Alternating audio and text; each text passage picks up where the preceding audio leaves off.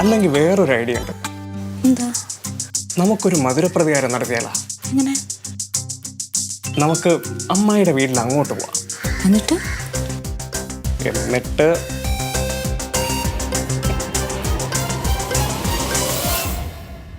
അമ്മായി അമ്മായി അമ്മായിയേ, നീരിക്കടി.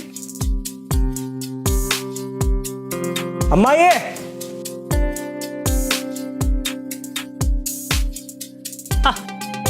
അമ്മായി, ഞാൻ ആരെന്ന് മനസ്സിലായി. ഇരിക്കങ്ങോട്ട്.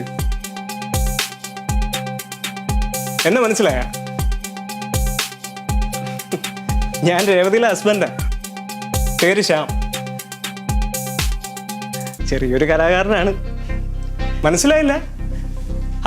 എന്താണ് ഇങ്ങനെ നോയിക്കൊണ്ടിരിക്കണത്? വീട്ടിൽ വന്ന 2 ഗസ്റ്റിന് എങ്ങനെയാണ് ഇരുത്തിയിരിക്കണത്?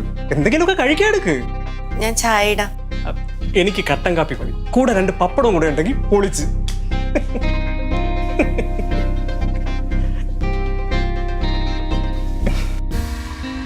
ഇത്രയും നാൾ ഇങ്ങോട്ട് വന്നില്ലല്ല, ഇപ്പൊ വടിഞ്ഞു കയറി വന്നിരിക്കണം. എന്റെ കൊച്ചിനൊരു ജോലി ചോദിച്ചു വന്നപ്പോഴേ ആട്ടി ഉറക്കി വിട്ടവളായവള്. എന്നിട്ട് കെട്ടിയവനെ കൂട്ടി വടിഞ്ഞു കയറി വന്നേക്കുന്നു. സത്യം പറയല്ല അമ്മായി, ഇവൾ അമ്മായിയെ കുറിച്ച് പറഞ്ഞപ്പോഴൊക്കെ എനിക്ക് എന്തൊരു ആഗ്രഹം തോന്നി അമ്മായിയെ കാണാൻ. ഇവളെന്തോന്ന് പറഞ്ഞത്? എന്തോന്ന് പറഞ്ഞതെന്നാ, അമ്മായി ഇവളെ സ്നേഹം കൊണ്ട് പൊതിഞ്ഞ കഥ. പിന്നെ അമ്മായിയാണ് ഇവളെ വളർത്തിയെന്ന് എപ്പോഴും ഇവള് പറയാറുണ്ട്. പിന്നെ അമ്മായി വളർത്തിയതിന്റെ ഗുണം കൊണ്ടാണോ എന്ന് അറിഞ്ഞൂടെ, ഇവളിപ്പോ മാനം മുട്ട നിൽക്കില്ലേ.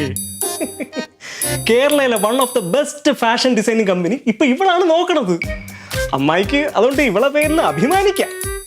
അത് പിന്നെ ഞാനല്ലേ ഇവളെ വളർത്തിയത്.